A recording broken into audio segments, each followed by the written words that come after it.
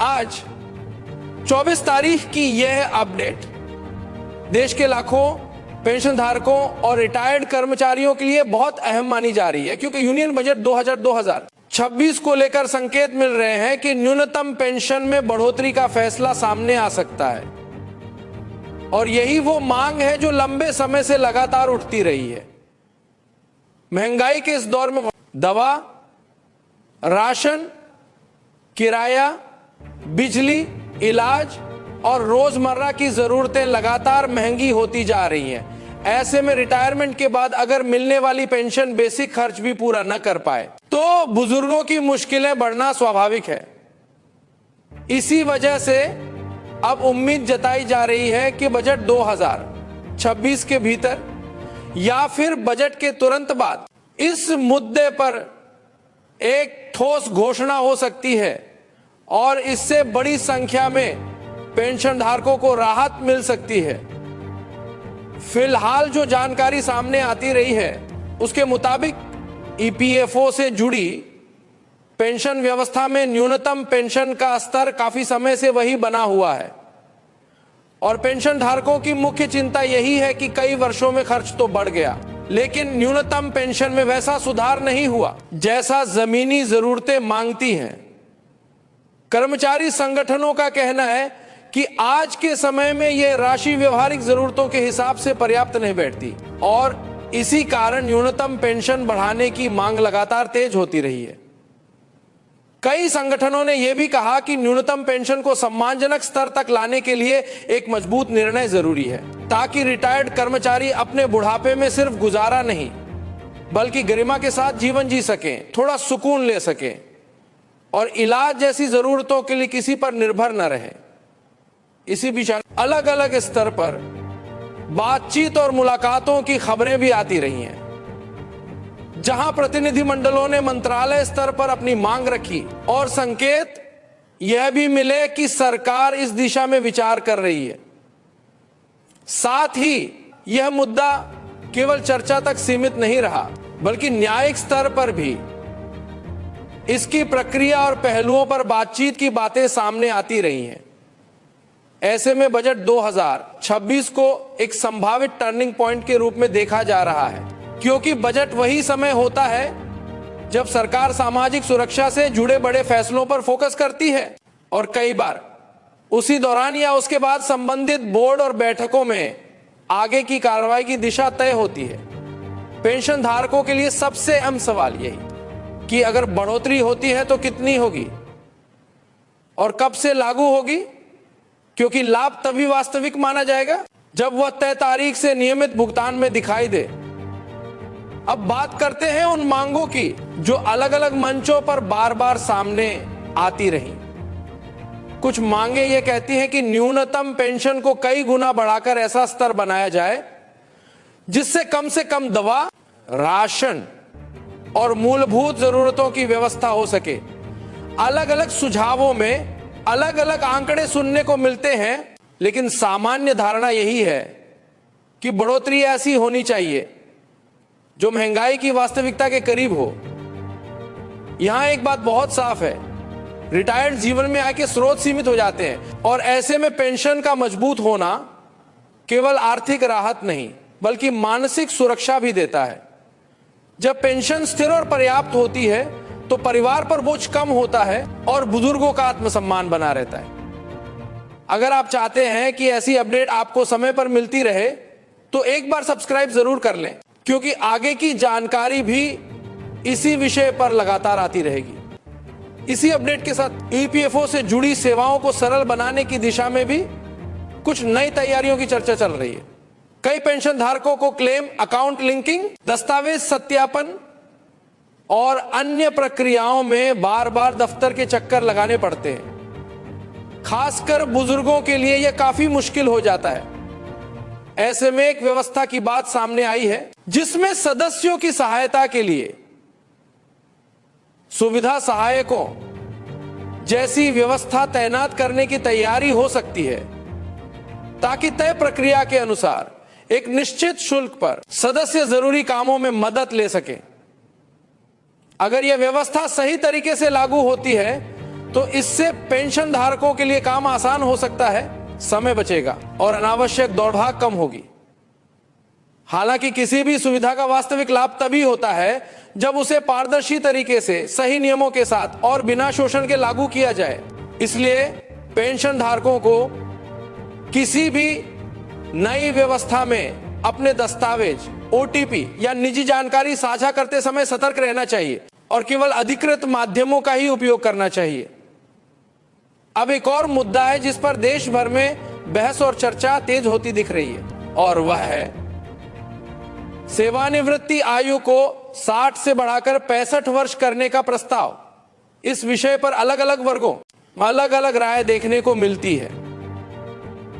समर्थक पक्ष का तर्क यह है कि बदलती जीवन शैली, बेहतर स्वास्थ्य सुविधाएं और बढ़ती औसत आयु को देखते हुए आज के कई कर्मचारी 60 के बाद भी मानसिक और शारीरिक रूप से सक्षम रहते हैं। अनुभवी कर्मचारियों का लंबे समय तक सेवा में बने रहना संस्थानों के लिए भी लाभकारी माना जाता है, क्योंकि अनुभव, प्रशिक्षण और काम की गुणवत्ता का फायदा संगठन को मिलता है।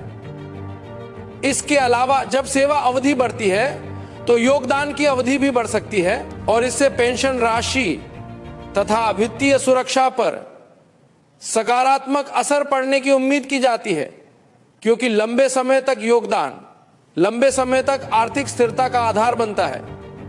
लेकिन दूसरी तरफ इस प्रस्ताव के कुछ व्यावहारिक और वित्तीय पहलू भी हैं। सेवानिवृत्ति आयु बढ़ने से वेतन, भत्ते और सेवानिवृत्ति लाभों का भुगतान लंबे समय तक करना पड़ सकता है, जिससे सरकारी और संस्थागत खर्च बढ़ने की संभावना रहती है। साथ ही कुछ क्षेत्रों में यह आशंका भी जताई जाती है कि अगर वरिष्ठ पदों पर कर्मचारी लंबे समय तक बने रहेंगे तो नई भर्तियों और युवाओं के अवसरों पर भी प्रभाव पड़ सकता है।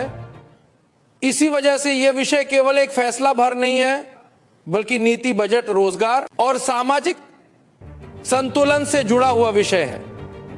कई बार ऐसे निर्णयों में राज्य सरकारों की भूमिका और सहमति भी जरूरी हो जाती है। इसलिए अंतिम निर्णय में समय लगना स्वाभाविक है।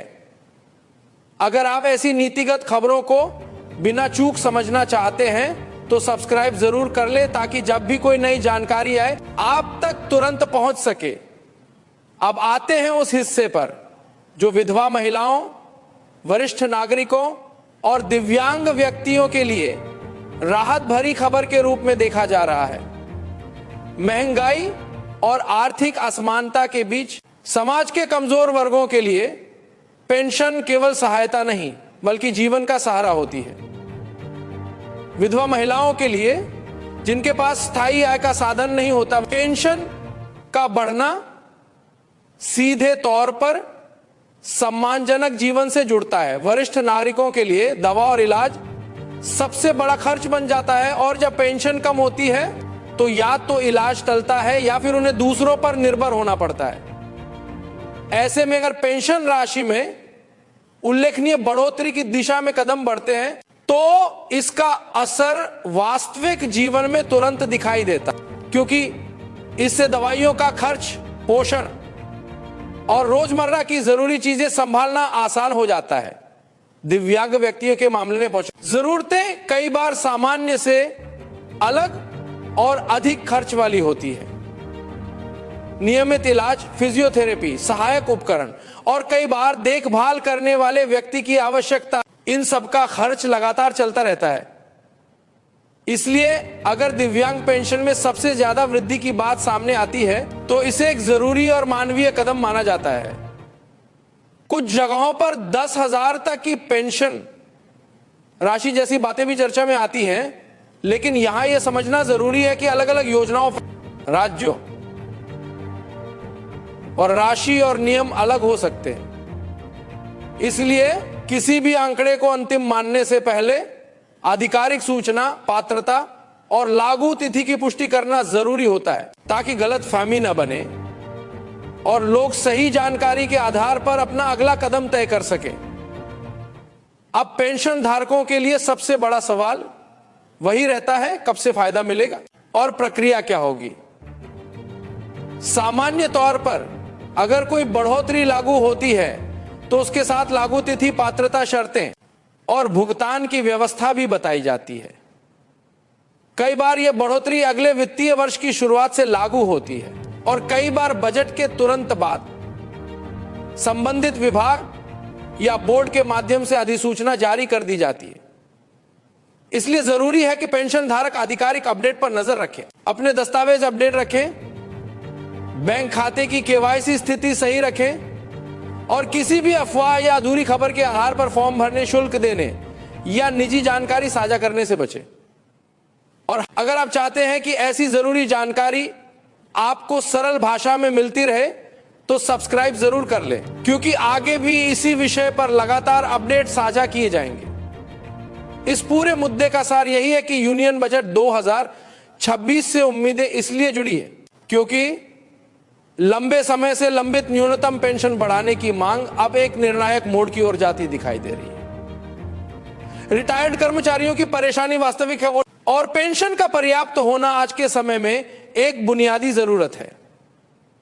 साथ ही ईपीएफओ सेवाओं को सरल करने की योजनाएं और सेवानिवृत्ति आयु को लेकर चल रही बहस, ये सभी विषय एक साथ मिलकर यह दिखाते हैं कि आने वाला समय पेंशन और सामाजिक सुरक्षा की दिशा में कई बदलाव ला सकता है। विधवा, बुजुर्ग और दिव्यांग पेंशन धारकों के लिए बढ़ोतरी की चर्चा भी इसी सामाजिक सुरक्षा के दायरे को मजबूत करने की ओर इशारा करती है। अगर यह फैसला आता है तो यह केवल रकम की बढ़ोतरी नहीं होगी, बल्कि लाखों परिवारों के लिए राहत, भरोसा और सम्मान का संदेश होगा। इसलिए जैसे ही आधिकारिक ऐलान और स्पष्ट नियम सामने आते हैं, सबसे जरूरी है कि हम सही स्रोत से जानकारी लें और उसी के अनुसार अपनी योजना बनाएं। आप जुड़े रहें, अपडेट पर नजर रखें और इस तरह की जरूरी खबरों के लिए सब्सक्राइब करना न भूलें ताकि कोई भी बदलाव आपसे छूट न जाए। ध्यान रखें, जहां भी ईपीएस 95 की पेंशन व्यवस्था से जुड़े नियमों या बदलावों की चर्चा हो, वहां आधिकारिक नोटिफिकेशन और पात्रता शर्तें समझना सबसे जरूरी होता है, क्योंकि एक छोटी सी जानकारी भी आपके भुगतान और लाभ पर असर डाल सकती है। आखिर में बस यही कहा जाएगा, उम्मीद है कि आने वाले दिनों में पेंशन धारकों के हित में स्पष्ट और मजबूत निर्णय सामने आएंगे और जो भी बदलाव लागू होंगे वे समय पर, पारदर्शी तरीके से और हर जरूरतमंद तक पहुंचने वाले होंगे। अपना ध्यान रखें, अपने दस्तावेज सही रखें और अपडेट के लिए जुड़े रहें। धन्यवाद।